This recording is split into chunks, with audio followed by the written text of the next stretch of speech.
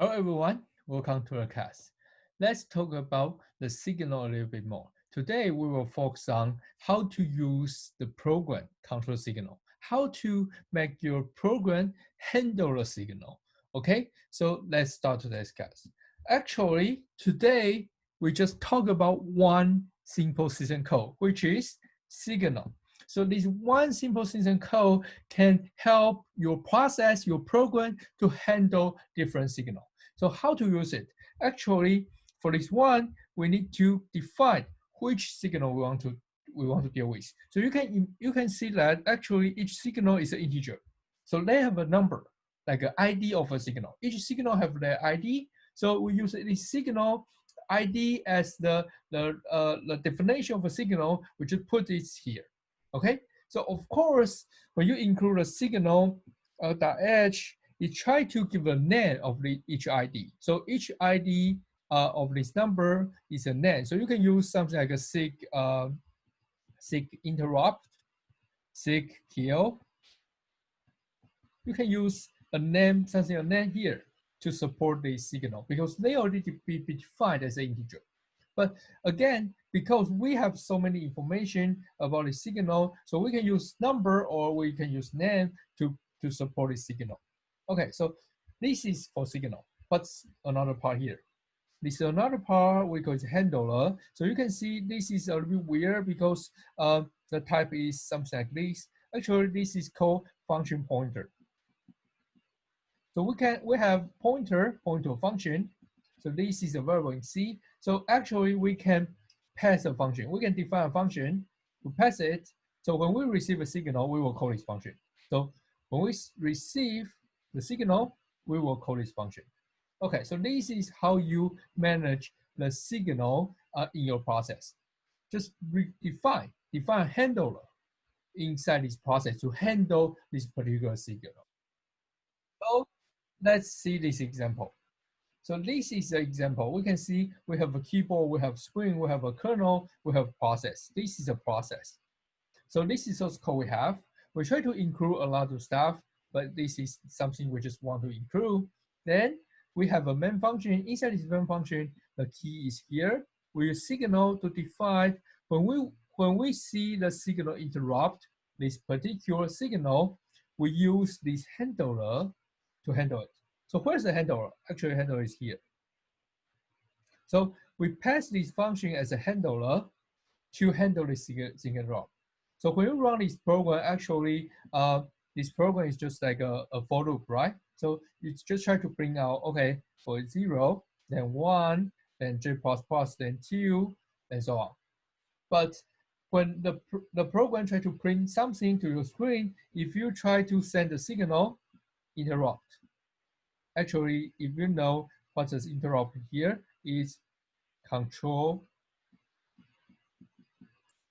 C. You send the Control C here, then the kernel send the sig interrupt here. Okay, so when the message, when the kernel sends sig interrupt here, it will check, okay, this is sig interrupt, right? So it will use the function defined here to handle it, which means you will print out oops in your screen. 0, 1, 2, you type Control C, you got oops. Then if you type Control C again, it's got oops again. Oops. Then if you don't type any Control C, it will just go to 3, 4, 5, and so on. So every time you type Control C, your screen will show ooch, ooch, ooch. Okay? If you don't type Control C, it will still continue to run. So this is called signal handler. And you can see, even you type Control C, the program never stops. Not just like usual. Usually when you type Control C, the program just finishes, right? But here, because the process define a handler, here, it's define a handler signal. So the signal will be called by the handler. And the handler will decide to continue to do something. So it's just like a print something and just finish. So the program won't be terminated. It's just print something. So this is an example how your process catches a signal and responds to a signal in their way.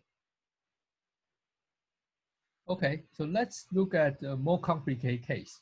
Inside this case, it's more complicated because we use a fork to try to generate a different process. So actually, there's a two process. And we use the signal handler to handle different signal for these two process. Okay, so the first line we use a fork. Fork equal to 0 means it's a child process. So everything here is child process. Everything here is child process. This is belong to child process. This is belong to the parent process.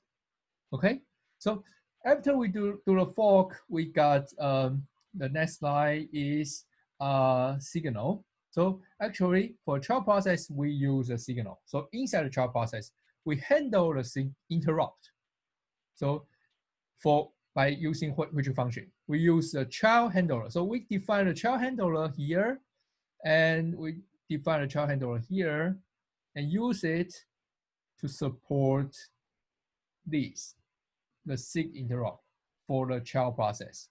Okay, so this is child handler. And of course, we have a different handler which used to support your parents. So you can see inside here, there's a signal handler for a parent here, and the handler is here.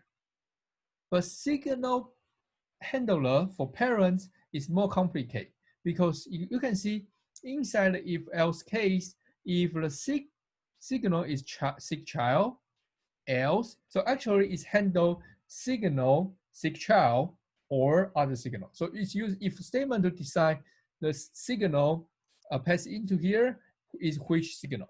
So if the signal is sick child, it try to do something. Otherwise, it's just do another stuff. Okay, so this is the logic of this stuff. And another part of this if else statement is if it's a sick child, what's the signal for sick child? Sick child is a signal will be sent when your child process terminated. So actually the child process terminated, you will receive a signal sick child in your parent process. Okay, so which means if you receive other signal, you just say child haven't died. But if you see the signal equal to sick child, you will say, okay, child has been killed. So it's finished. It's finished. And you try to do this. Wait. Wait means you want to kill a zombie. You want to reap the zombie, right? So then you finish. So this is for parent. The parent receive the sick child. It will reprint say, okay, the child is dead. The child is finished. So I should wait. I should like take care of the child and finish. If the child is not dead, you just say child is not dead. This is for parent process. And for child process, it's different. For child process, if you see the content in child process, you will see actually there's a static integer 3.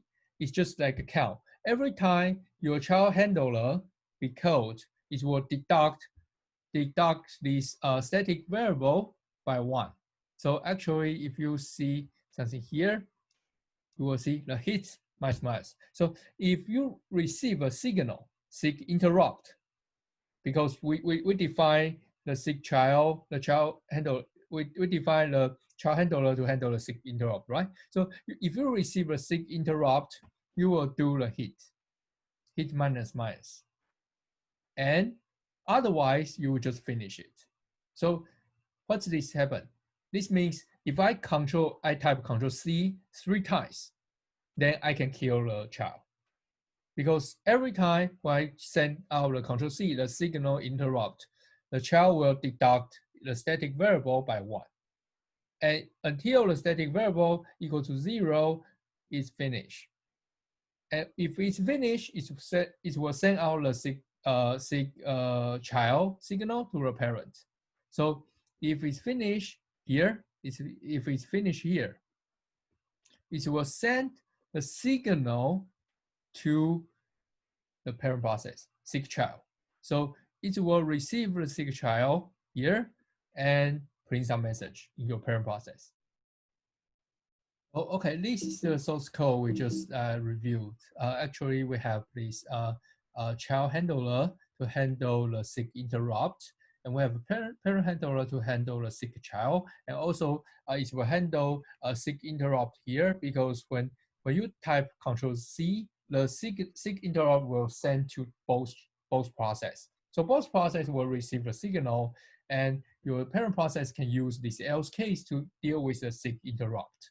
And if you see the sick child, it will do the sick child part. So in here, you can see the sick interrupt and sick child, they both use the same handler, the parent handler, for in your parent process. Okay, so let's see when we run this program, what happens. Okay, so right now the child process is hiding. So you need to send a signal to deduct the hit static variable in the child process. So let's try Control C. So you can see when you type a Control C, the child say child not dead yet. Why? Because the child receive a signal and it's try to handle it, and the condition is not happen. So it say, okay, child has not dead yet. So it's just try to like say something to you, okay? And you do it again, child has not dead yet. Again, it's the same. You try it, still, this is 3 times. So next time we will type Control C, which means we'll send the signal and kill, kind of not kill, like make the child process terminated. So when child process terminated, it will send a message, a signal, sick child to the parent process. So when we do it, you can see, okay, yes, the child process is finished, and it send the sick child to another process, parent process. The parent process will say, okay, child have been killed, and it use wait here. So you can see in your parent process, it's receive the child, sick child, it will use a wait to rip a zombie, then finish. So this is the logic of this program. So this is for today's videos. We just talk about how to use signal, this special system code, to like define to use a signal handler to handle the signal you want to handle in your process. So not every signal can be handled. For example, sick kill. Sick kill, you cannot handle it. So even you define the sick handler signal, sick handler for sick kill, it will be ignored because sick kill cannot be blocked, cannot be handled. Just keep in mind there's a couple signal you cannot handle, you cannot ignore, you cannot block. Okay, so for other signal, it's really good. Sick child, sick user 1, sick user 2, they are totally fine. You can just handle it. And sick interrupt, of course, you can handle it. So you can make your code cannot be terminated by use Control C. Okay, so this is some like a interesting like a example for signal programming. Okay, so I hope you enjoyed today's videos. See you next time. Signal handler is awesome.